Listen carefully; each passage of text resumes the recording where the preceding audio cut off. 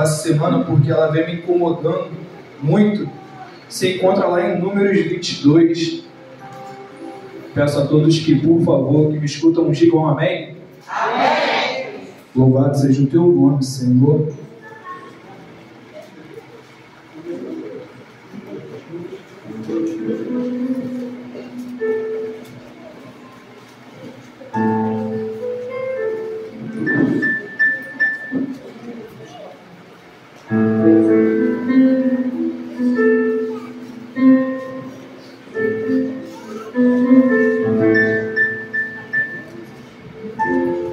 Todos acharam? Amém. Louvado seja o teu nome, Senhor. O tema dessa pregação é Balaque e Balaão. Vamos no versículo 1. Depois partiram os filhos de Israel e acamparam-se nas campinas de Moabe, desta banda do Jordão de Jericó. Viu, pois, Balaque, filho de Zippor, tudo que Israel fizera aos amorreus.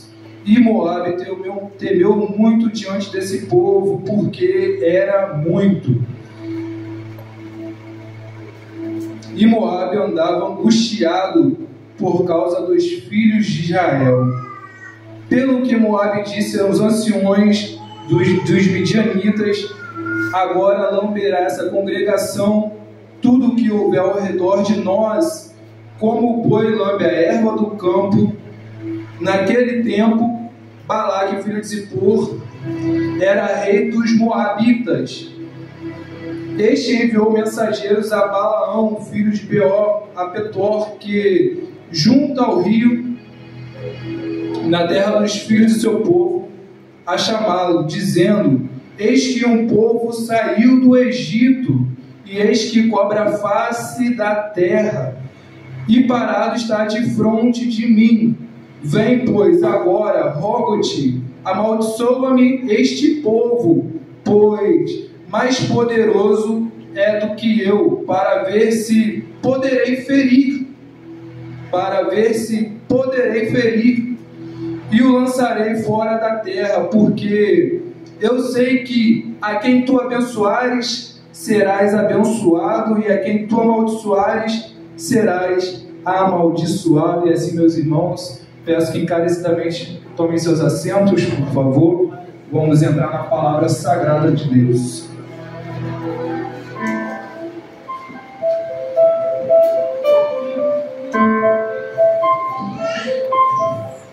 Para entrar nesse texto, eu gostaria de estar trazendo à memória um cenário muito típico, muito conhecido por alguns, que vai falar sobre o cenário do Egito.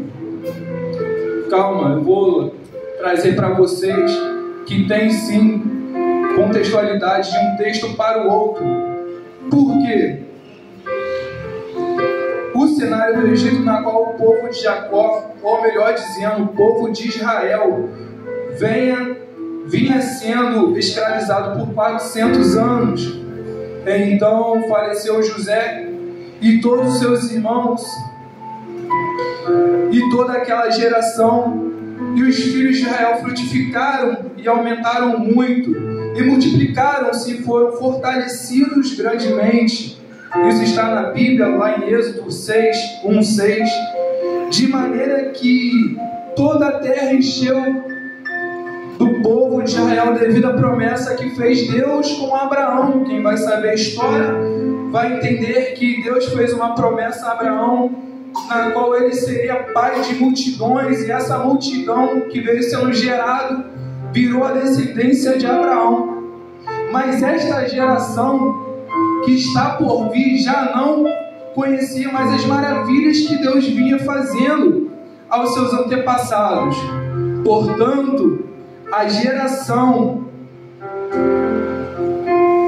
foi levantada da descendência portanto, a descendência foram levantados, mas só que eles não conheciam aquilo que Deus fizera aos seus antepassados, o Deus de Abraão, Isaac e Jacó. Nessa passagem aqui, meus irmãos, eu queria falar para vocês que o tempo de José passou, seus irmãos morreram, e foram levantadas outras gerações que fazem parte da geração de Abraão no momento do Egito, na qual eles foram alojados, saíram de Canaã, foram parar no Egito, porque em Canaã estava tendo grande fome.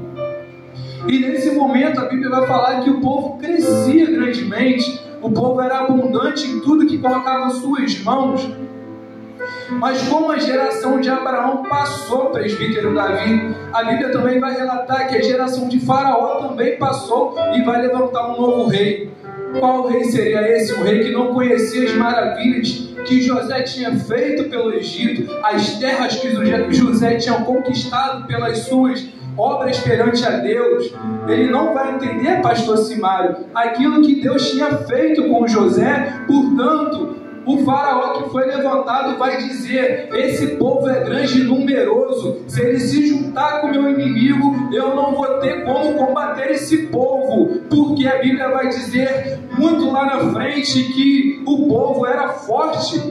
E nisso o faraó teve medo do povo se alinhar com os seus rivais.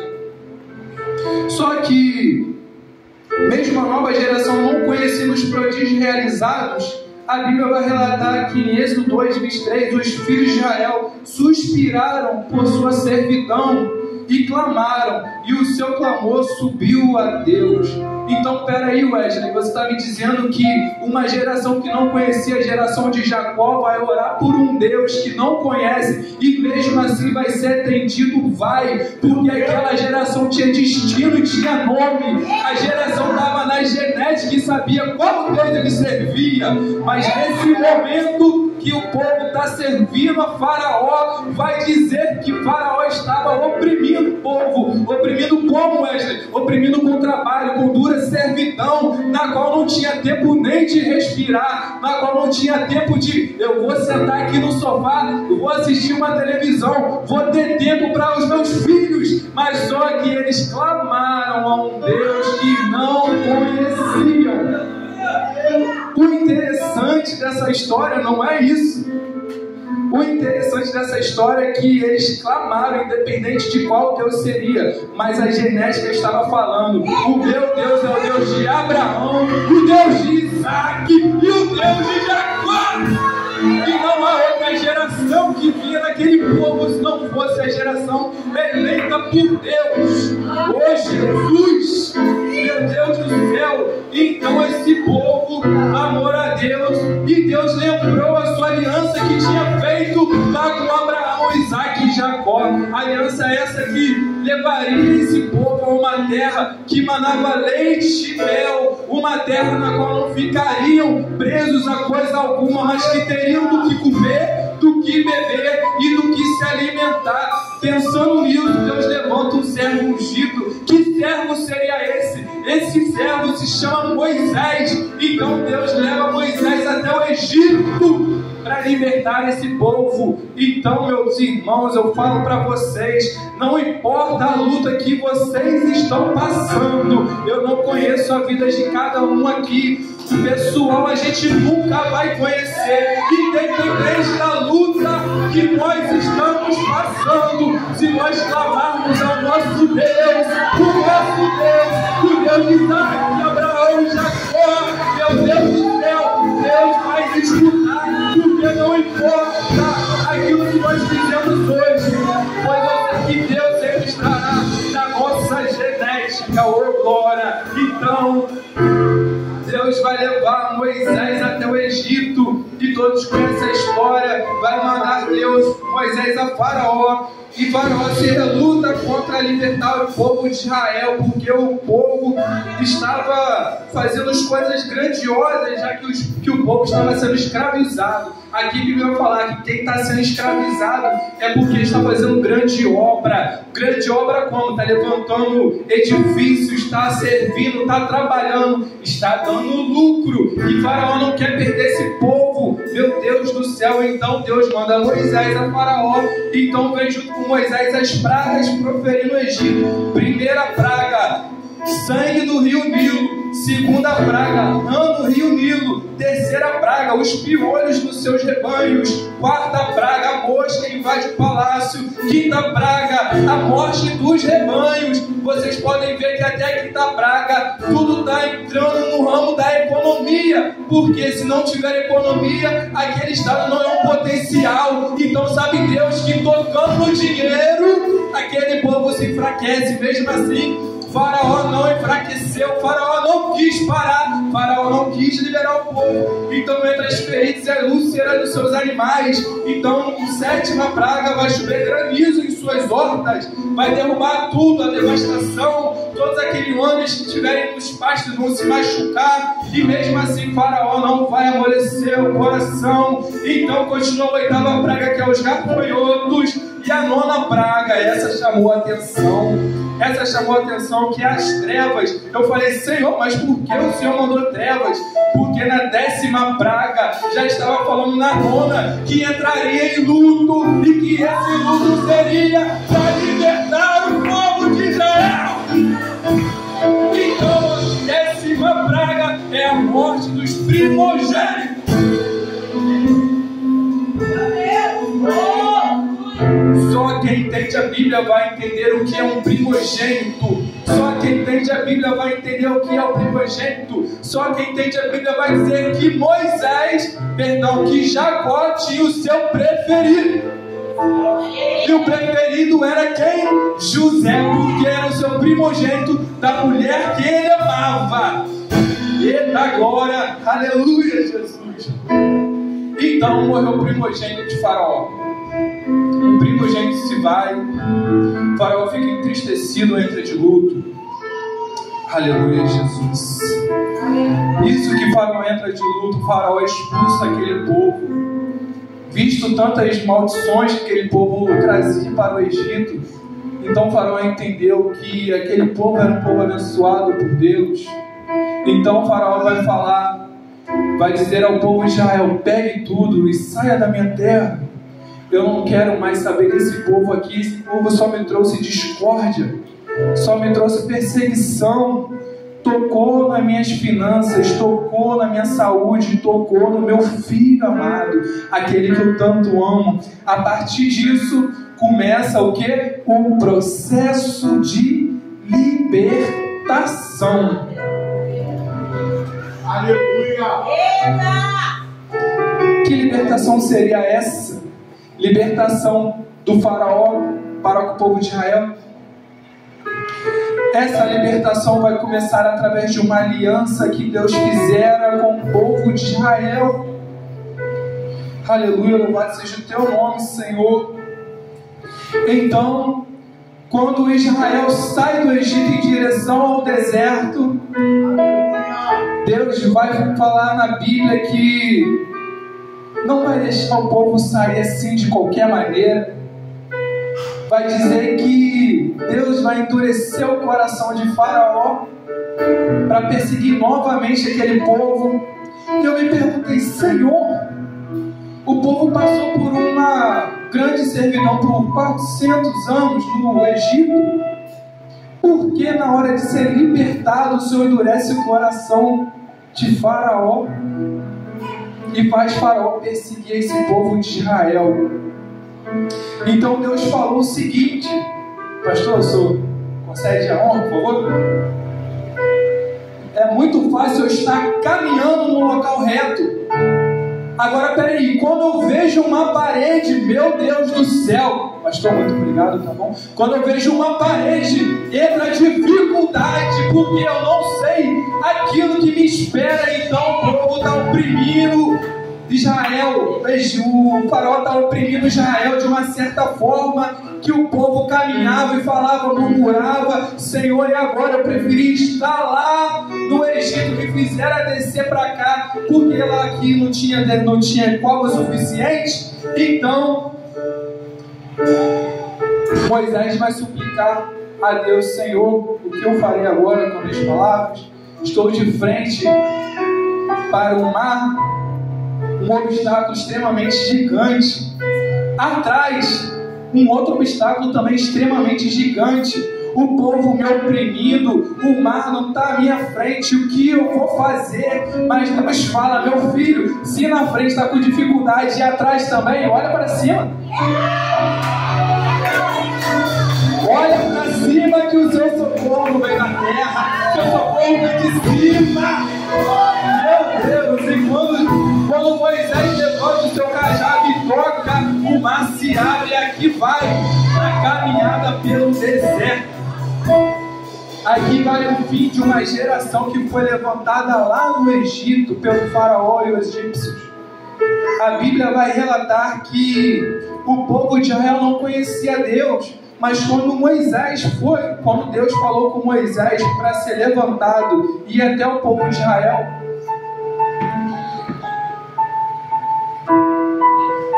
vai dizer o seguinte: quando eu chegar diante dos israelitas e lhe disser, o Deus do seu antepassado me enviou a vocês, e eles me perguntarem, qual é o nome do seu Deus? Então disse Deus a Moisés, fala a esse povo que eu sou o que sou. Então aquele povo que não conhecia Deus tinha medo de servir um outro Deus, na qual não fosse o mesmo Deus de Faraó. Eu fui pesquisar esse mistério, e a Bíblia, alguns estudiosos vão falar que o Deus de Faraó era um Deus do sol, um Deus na qual encarnava em Faraó, e só Faraó reinava no Egito. Então aquele Deus que se encarnava nele oprimia o outro povo também, mas isso não vem ao caso. O caso é o mistério que Deus tem no deserto. Atravessa o povo pelo mar, o mar se fecha, leva toda aquela multidão que o perseguia,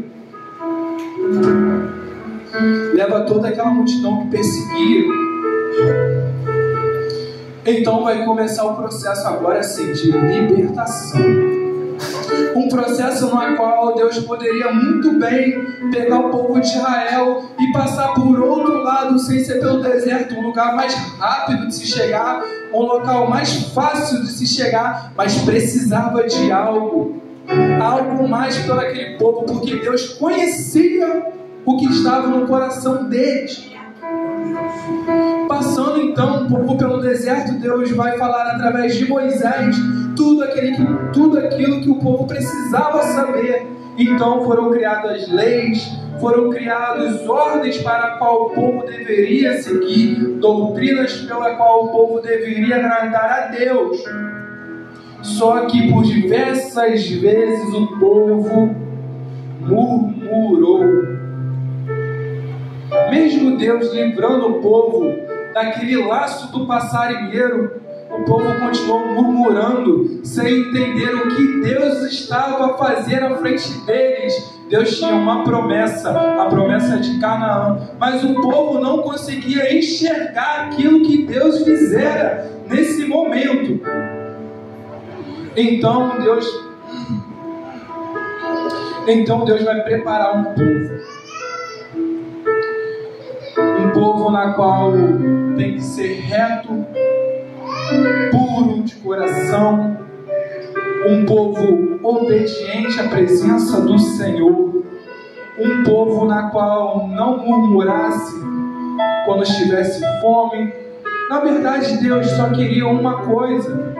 Deus só queria que o povo entendesse que Deus é um Deus de milagre, Deus era um Deus que provia e fazia acontecer, mas para isso eles tinham que colocar em seus corações o que Deus queria que eles fizessem, coisas que era difícil, já que há 400 anos eles vinham servindo um outro tipo de Deus. Mas Wesley, o que isso tem a ver com Números 22? Isso tem tudo a ver porque a Bíblia vai dizer que quando o povo passava pelo deserto, enfrentavam batalhas, enfrentavam guerras, até chegar à terra prometida. Primeiro veio, em suas batalhas grandiosas, o reinado de Sion. povo de Israel enfrenta esse povo, mesmo não querendo. A Bíblia vai dizer que o povo de Israel só queria passar. Mas o Sihon, rei dos amorreus, não deixava o povo de Israel adentrar o seu terreno e atravessar por outra banda. Então, o povo de Israel foi lá e derrotou esse rei. Então, mais adiante, a Bíblia vai falar sobre outro rei que também se levantou, porque não queria deixar o povo de Israel passar por Bazã. Esse rei Og era um rei grande, forte. A Bíblia vai relatar que ele era da família dos gigantes. Mas mesmo assim, quando os guerreiros de Israel viram aquele rei, Deus falou novamente: eu sou o que sou. Se eu prometi a terra, vocês vão passar. Não tem gigante, não tem baixinho, não tem espada grande, nem espada pequena. Se vocês estiverem comigo, na minha presença, alinhado com o meu propósito, alinhado com o meu querer, não tem rei grande que vai te atrapalhar. Então, o povo de Israel passava por aquele reinado e derrotou o reinado. Aí vai entrar essa passagem maravilhosa. Depois partiram os filhos de Israel e acamparam-se nas campinas de Moabe, desta banda do Jordão de Jericó. Viu, pois, Balaque, filho de Zippor, tudo que Israel fizera aos amorreus, que era o reinado de Sihon, e Moabe temeu muito diante desse povo, porque era um povo muito. Agora lembra aquilo que eu falei lá? Do povo do Egito? Era um povo grande e frutificavam cada vez mais, porque era debaixo de uma palavra de Deus, palavra na qual a descendência de Abraão tinha e foi se externando até esse povo. Então, qual foi a ideia de Balaque? Rapaz, espera aí, eu vou chamar um profeta. Eu vou chamar um profeta para amaldiçoar esse povo, porque eu sei, se ele lutou com o povo de Sião, que tomou minha terra, como eu vou conseguir derrotar esse povo, rapaz? Os amorreus os amorreus conquistaram a terra de Balaque. A Bíblia vai relatar. E Balaque ficou assim: caraca, e agora, mano? Como que eu vou derrotar um povo que derrotou o meu adversário? Então, Balaque manda correndo chamar Balaão, um profeta antigo, um profeta ousado, para proferir para o povo de Israel maldições, porque Balaque não era bobo, ele sabia que um profeta tinha poder na terra usado por Deus. Que entra a pregação de sexta-feira. Profeta de Deus não tem preço. Foi falado no altar: profeta de Deus não tem preço. Aleluia. Aqui a Bíblia vai dizer que Balaão então escutou as propostas do rei Balaque e foi consultar a Deus.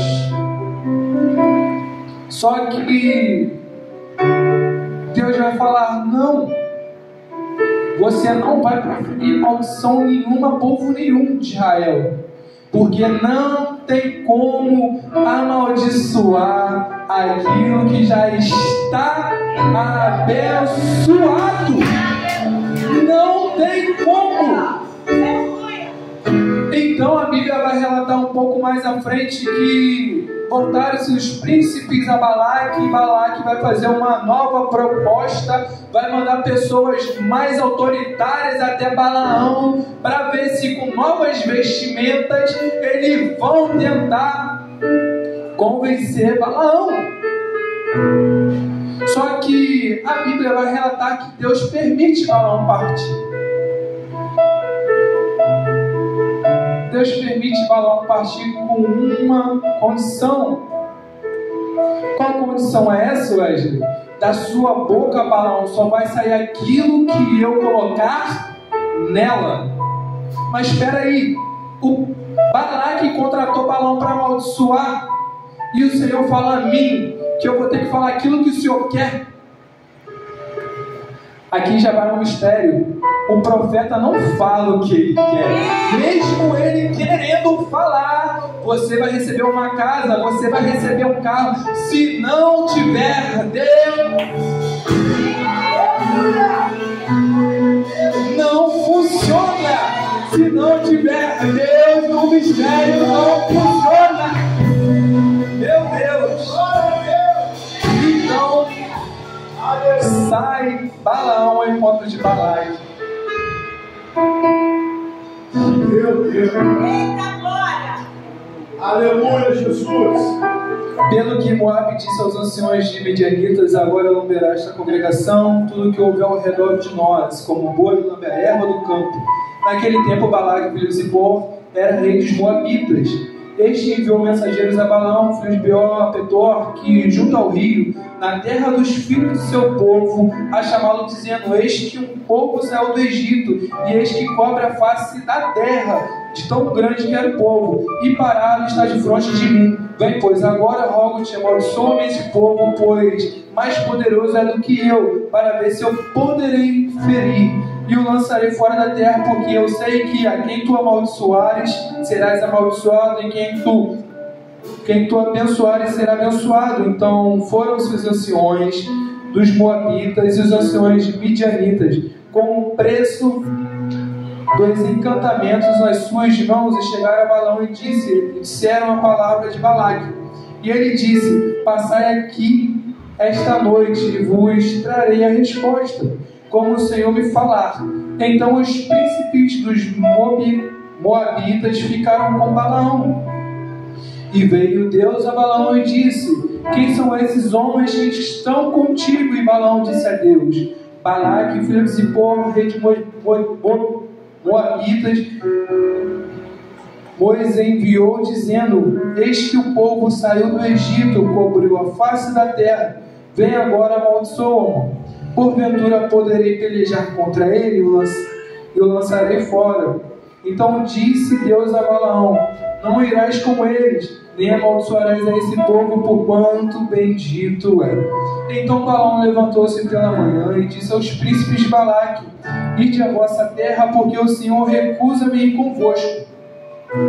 E levantaram-se os príncipes dos Moabitas e fizeram a Balaque e disseram: Balaão recusou vir conosco. Porém Balaque prosseguiu ainda a enviar mais príncipes, mais honrados do que aqueles, os quais vieram a Balaão, e disseram: assim diz Balaque, filho de Zippor, rogo-te que não demores em vir a mim, porque grandemente te honrarei e farei tudo o que me disseres. Vem, pois, rogo-te, amaldiçoa-me este povo. Então Balaão respondeu e disse aos servos de Balaque: ainda que Balaque me desse a casa cheia de prata e ouro, eu não poderei traspassar o mandato do Senhor meu Deus, para fazer coisas pequenas ou grandes. Agora, pois, rogo-vos que também aqui fiqueis essa noite, para que eu saiba o que o Senhor me dirás. Veio, pois, o Senhor a Balaão de noite e disse-lhe: se aqueles homens te vieram chamar,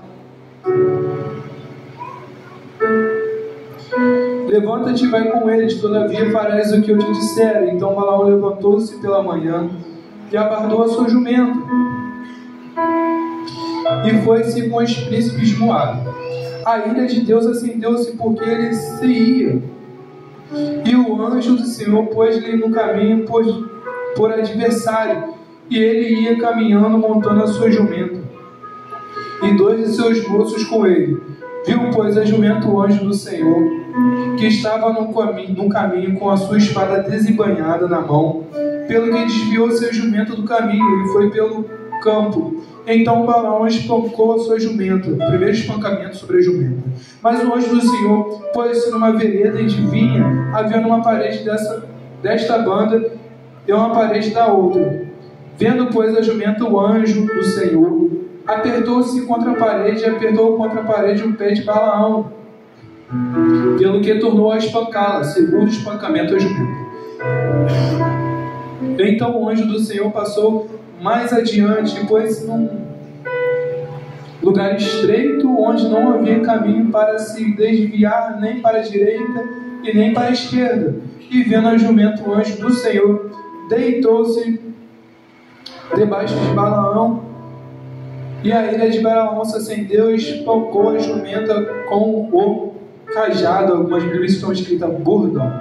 Então o Senhor abriu a boca da jumenta, a qual disse a Balaão: que te fiz eu que me espancasse 3 vezes?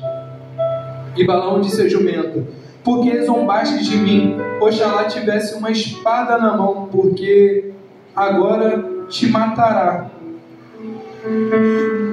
E a jumenta disse a Balaão: porventura não sou a tua jumenta que cavalgaste desde o tempo que eu fui tua até hoje? Costumei eu alguma vez fazer assim contigo? Ele respondeu: não. Então o Senhor abriu os olhos de Balaão e viu o anjo do Senhor que estava no caminho e a sua espada desembainhada na mão, pelo que inclinou a cabeça e prostrou sobre a sua face. Então o anjo do Senhor disse: porque já por 3 vezes espancaste a sua jumenta, e eis que eu saí para ser teu adversário, porquanto o seu caminho é perverso diante de mim. Porém, a sua jumenta me viu, e já 3 vezes se desviou diante de mim. Se ela se não desviasse diante de mim, na verdade, que eu agora te tivera matado, e ela deixarei com vida. Até aqui, meus irmãos, já fecho minha Bíblia. Sei que as horas já são um pouco avançadas, peço perdão, mas é a palavra do Senhor que fala nesse momento. Aqui vai uma coisa para nossas vidas, um entendimento muito claro. Quando nós queremos alguma coisa, quando nós queremos muito alguma coisa, mas essa coisa que não é da vontade de Deus, nós vamos tentar de qualquer forma alcançar esse bem, alcançar esse propósito na qual Deus não está no meio. E Deus está falando: meu anjo está prostrado para você não fazer, e mesmo assim você espanca aquilo que está te fazendo ir até esse propósito. Muitas das vezes a gente quer muito alguma coisa, na qual dá errado aqui, então vou pela direita, na qual na direita também está errado, então vou voltar para trás e pegar outro caminho, na qual eu consiga chegar nesse propósito. A pergunta nessa noite é: você está batendo cabeça numa coisa que não é de Deus? Será que realmente Deus está nisso que você está buscando? Eita! Deus colocou um anjo à sua frente para você não quebrar a cara. E mesmo assim você não está entendendo o que Deus está preparando para a sua vida. Porque você quer tanto uma coisa que não é de Deus. Está forçando algo que não é da presença de Deus. De tanto você querer, Deus vai te dar. Deus vai te dar. Mas vai estar falando: filho, eu não estou nisso. Não é isso que eu quero para a sua vida. Essa passagem falou muito no meu coração, porque, como os irmãos sabem, eu conquistei um bem, que é a minha moto. E eu falei o seguinte: eu vou pegar a minha moto. Eu já tenho meu trabalho, carteira assinada, um trabalho bom, para honra e glória do Senhor. Só que eu falei o quê? Pensei o seguinte: pô, quer saber? Vou ganhar uma renda extra. Vou fazer uma graninha, vou levar a nega véia para dar aquele lanche. Coisinha linda de Jesus. Vou levar, vou juntar dinheiro, vou juntar, vou fazer planos, vou arrecadar, fazer o que está acontecendo. Até que Deus chega para mim e fala: não estou nisso. Não foi para isso que eu liberei a bênção. Para confirmar que isso é de Deus, quando Deus revela isso para mim na noite passada, saí com a minha esposa, caminho de casa, estava conversando com ela estava conversando comigo, estávamos falando sobre o que Deus tivesse falado conosco, e do nada, saiu um carro preto de uma rua entrando com tudo. A mulher não me viu, estava dirigindo. Não estou falando que mulher dirige mal, em nome de Jesus, não é isso, em nome de Jesus. Mas uma mulher saiu, meus pensamentos não estavam naquele momento pensando em ir até a minha casa com a moto. Estava pensando naquilo que Deus tivesse falado comigo, minha esposa também conversando. Desatentamente eu olhei, nisso que eu olhei, o carro já estava freando bruscamente. Eu desviei, tentei desviar. Minha esposa falou: foi Deus. É uma resposta de Deus, porque quando a gente quer tanto uma coisa, Deus dá. Mas Deus fala: filhinho, eu estou te dando, mas com o coração apertado, porque não é para você. Beleza, para outras pessoas funcionam. Talvez seja o propósito de outra pessoa, mas para você, não. E outros livramentos que Deus deu, sem entender, eu falei: rapaz, esse negócio de pista é perigoso. O escorre, tem.